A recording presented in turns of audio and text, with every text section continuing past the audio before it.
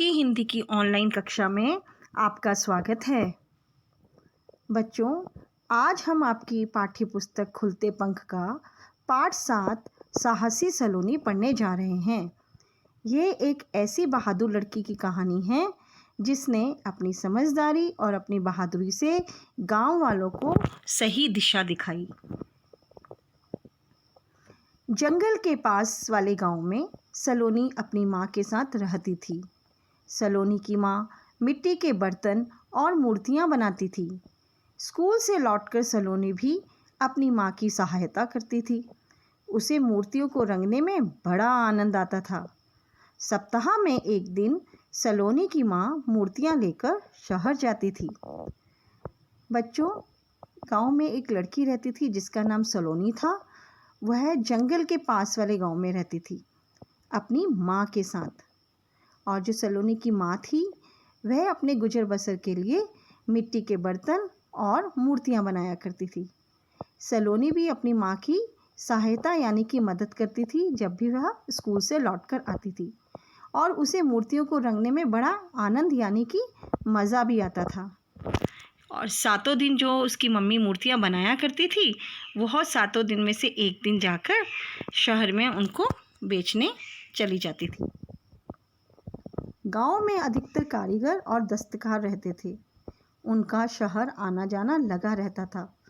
वे सभी जंगल के रास्ते ही जाते थे, क्योंकि जंगल के रास्ते से शहर पहुंचने में बहुत कम समय लगता था। उस गांव में जितने भी जो ज़्यादातर लोग रहते थे, अधिकतर मतलब ज़्यादातर वह लोग कारीगर या दस्तकार थे। कारीगर और दस्तकार उन्हें कहते हैं जो कि अपने हाथों से ही तरह तरह की चीज़ें बनाते हैं। वह मूर्तियां हो सकती हैं, वह मिट्टी के बर्तन हो सकते हैं, वह बांस से बनी हुई चीज़ें हो सकती हैं। ऐसे अन्य कई कार्य जो कि हाथों से किए जाते हैं। और क्योंकि गांव में उनको बेचने का कोई ऐसा साधन नहीं होता था, इसलिए उन्हें बेचने के लिए वह शहर जाया करते थे। और शहर में भी वह जंगल के रास्ते जाते थे, क्योंकि वहाँ से उन्हें शहर पहुँचने में कम समय लगता था। एक दिन रात के समय अचानक जंगल की ओर से घंटा बजने की आवाज़ आने लगी। गांव वाले नींद से उठकर बैठ गए। सब हैरान थे कि जंगल में घंटा कौन बजा रहा है। किसी को कुछ समझ ना आया। एक दिन की बात है, रात का समय था कि अचानक जंगल में घंटा बजने की आवाज़ सुनाई देने लगी। तो सब लोग सो रहे थे, तो वो गांव वाले उठकर बैठ गए। वह सब लोग हैरान थे, हैरान यानी कि आश्चर्यचकित थे कि इस वक्त रात को जंगल में घंटा कौन बजा रहा है।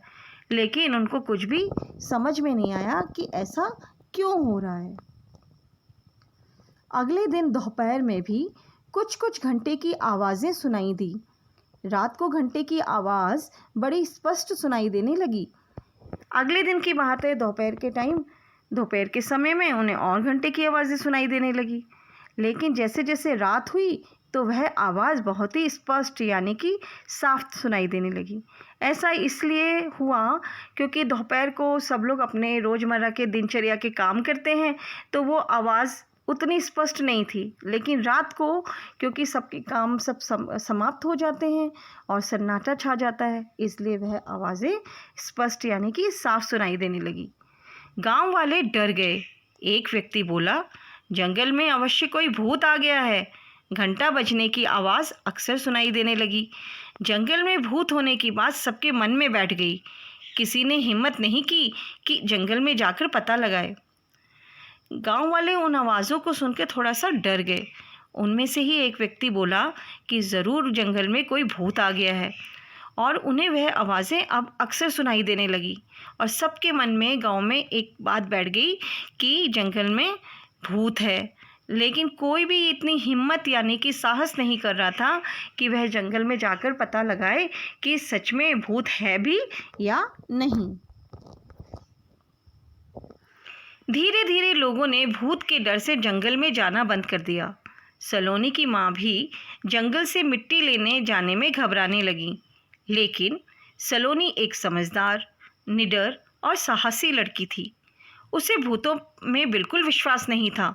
उसने गांव वालों को समझाया कि भूत कुछ नहीं होते, लेकिन किसी ने उसकी बातों पर ध्यान नहीं दिया।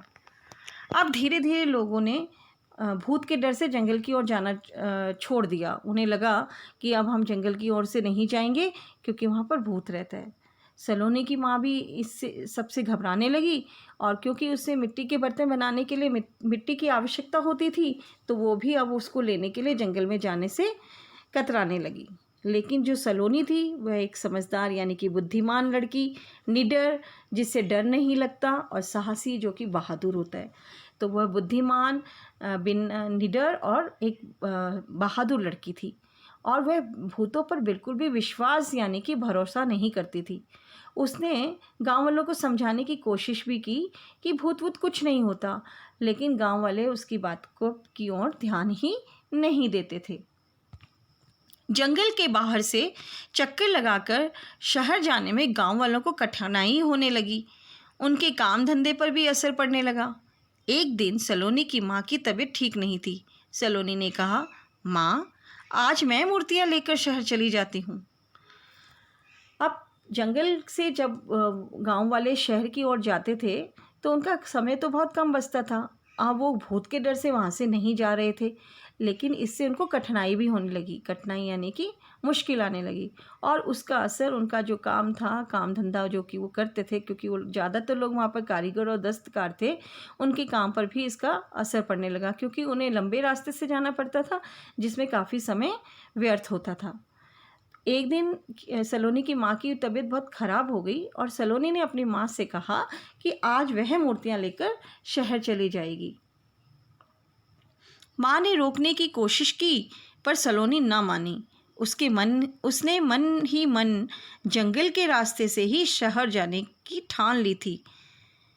माँ ने, क्योंकि सलोनी छोटी बच्ची थी, तो माँ ने कोशिश की, प्रयास किया कि सलोनी ना जाए, लेकिन सलोनी ने ये बात नहीं मानी, और उसने अपने मन में एक निश्चय कर लिया था कि वह जंगल के रास्ते ही शहर जाएगी। ठान ली एक मुहावरा है, यानी कि उसने पक्का निर्णय ले लिया था, पक्का इरादा कर लिया था। ठान ली एक मुहावरा, बच्चों, मुहावरे वो होते हैं जो एक विशेष अर्थ बताते हैं। सलोनी बड़ी सावधानी से मूर्तियों का टोकरा लिए जा रही थी। तभी उसे बंदरों की खों-खों सुनाई दी और घंटे की आवाज़ भी आने लगी। सलोनी बड़ी सावधानी से, क्योंकि छोटी बच्ची थी इसलिए वो बड़ी सावधानी से जिसमें मूर्तियाँ रखी थी उस टोकरे को लेकर जा रही थी। तभी उसे बंदरों की खों-खों सुनाई देने लगी। जैसे चिड़िया की आवाज़ चीं-चीं होती है, ऐसे बंदरों की आवाज़ जो होती है वो खों-खों होती है। उसने खों-खों की आवाज़ सुनी, और साथ में उसे घंटे की भी आवाज़ सुनाई देने लगी। सलोनी थोड़ा घबरा गई, लेकिन वह हिम्मत कर आवाज़ की दिशा की ओर बढ़ने लगी। वहाँ का दृश्य देखकर सलोनी की हंसी छूट पड़ी। एक पेड़ पर एक घंटा लटका था और बंदर उछल कूद कर रहे थे। इससे घंटा हिल रहा था और बज रहा था। बंदर शायद किसी आते जाते राहगीर का घंटा उठा लाए थे। सलोनी वो आवाज़ सुन के थोड़ा घबरा तो गई, लेकिन उसने हिम्मत यानी कि साहस नहीं छोड़ा, और साहस करके जहाँ से आवाज़ आ रही थी उस दिशा की तरफ बढ़ने लगी। जब उसने वहाँ का दृश्य यानी कि नज़ारा देखा, तो ये देखकर उसको हंसी आ गई, क्योंकि एक पेड़ पर घंटा लटका था और उसके पास बंदर उछल कूद कर रहे थे, और जिसके कारण पेड़ हिल रहा था और घंटा भी हिल रहा था, और हिलने की वजह से वह घंटा बज रहा था। ये घंटा शायद कोई राहगीर उस रास्ते से गया होगा, उसने बांध दिया होगा। सलोनी शहर में दुकानदार को मूर्तियां देकर जल्दी ही गांव वापस लौट आई। उसने माँ को कुछ ना बताया। अगले दिन उसने गांव में खबर फैला दी कि वह आज जंगल के भूत को पकड़ने जा रही है। जिसे चलना है उसके साथ चले। पहले तो कोई तैयार नहीं हुआ, पर सलोनी की हिम्मत देखकर मुखिया जी अपने कुछ आदमियों को साथ लेकर चलने को मान गए। सलोनी के स्कूल के कुछ बच्चे भी साथ हो लिए। सलोनी मूर्तियाँ दुकानदार को शहर में बेचकर वापस गांव आ गई, लेकिन उसने गांव में किसी को, माँ को भी नहीं बताया, गांव में किसी को भी नहीं बताया कि उसने जंगल में क्या देखा था। अगले दिन उसने गांव में चारों ओर एक खबर फैला दी कि आज वह भूत को पकड़ने के लिए जंगल में जाएगी, और जो उसके साथ चलना चाहता है वह चल सकता है। तो जो गांव के मुखिया थे, जो गांव की देख रेख कर रहे थे, जो गांव में देख रेख करते हैं उन्हें मुखिया कहा जाता है, वह भी अपने कुछ आदमियों को लेकर उसके साथ चलने के लिए मान गए। और सलोनी के जो कुछ मित्र थे उसके स्कूल के, वह भी उसके साथ चल दिए। सलोनी आगे आगे और पीछे पीछे मुखिया और बच्चे। अभी थोड़ा ही आगे गए थे कि घंटे की आवाज़ें आने लगीं। मुखिया जी और उसके आदमियों के चेहरों पर हवाइयाँ उड़ने लगी, पर सलोनी निडर आगे बढ़ती गई। बच्चे शोर मचाने लगे, सलोनी कहाँ है भूत? अब सलोनी आगे आगे चल रही थी, पीछे पीछे मुखिया और बच्चे चल रहे थे। वे थोड़ा सा आगे ही बढ़े थे कि उन्हें घंटे की आवाज़ें सुनाई देने लगी। और ये आवाज़ें सुनकर मुखिया जी और उनके जो भी आदमी उनके साथ आए थे, उनके चेहरों पर हवाइयाँ उड़ने लगी। चेहरों पर हवाइयाँ उड़ने लगी फिर से एक मुहावरा है, इसका विशेष अर्थ है यानी कि वह बहुत घबरा गए। इसका अर्थ ये नहीं है कि चेहरे पे उनके हवा उड़ने लगी, नहीं, इसका अर्थ है कि वह घबरा गए। लेकिन सलोनी जो थी वो बिल्कुल भी डरी नहीं, और बच्चे शोर मचा के सलोनी से पूछने लगे कि सलोनी भूत कहाँ है? अभी दिखाती हूँ, सलोनी ने कहा। पेड़ की ओर इशारा करते हुए सलोनी बोली, वह देखो कितने सारे भूत। अरे ये तो बंदर हैं, कहकर बच्चे हंसने लगे। सलोनी ने कहा वह अभी दिखाती है कि भूत कहाँ हैं, और उसने पेड़ की ओर इशारा किया और बोला देखो कितने सारे भूत। और जब सब बच्चों ने वो देखा तो वह हंसने लगे क्योंकि वहाँ पर बंदर थे। मुखिया जी, वहाँ देखिए पेड़ पर लटका घंटे वाला भूत, सलोनी ने पलटकर कहा। मुखिया जी ने सामने का नज़ारा देखा तो उन्हें बात समझते देर न लगी। वे भी खिलखिलाकर हंस पड़े। मुखिया जी के आदमी भी हंसने लगे। वे बोले, यह तो घंटे वाला भूत नहीं बल्कि हंसाने वाला भूत निकला। मुखिया जी को सलोनी ने कहा, देखिए पेड़ पर वो लटका है घंटे वाला भूत। जब मुखिया जी ने सामने का नज़ारा यानी कि दृश्य देखा तो उन्हें बात समझ में आ गई और वह हंसने लगे, और जो मुखिया के आदमी थे वह भी हंसने लगे और कहने लगे कि ये घंटे वाला भूत नहीं, ये तो हंसाने वाला भूत है। तो बच्चों देखा किस तरह सलोनी ने अपने साहस से, अपनी हिम्मत से, अपनी समझदारी से गांव वालों को दिशा दिखाई और उन्हें समझाया कि भूत वूत कुछ नहीं होता है। तो बच्चों अब हम इससे संबंधित पाठ में आए शब्दार्थ पढ़ेंगे। आनंद यानी खुशी, प्रसन्नता, मज़ा भी बोल सकते हैं आप। दस्तकार जो कि हाथ से काम करने वाले व्यक्ति होते हैं। स्पष्ट, साफ।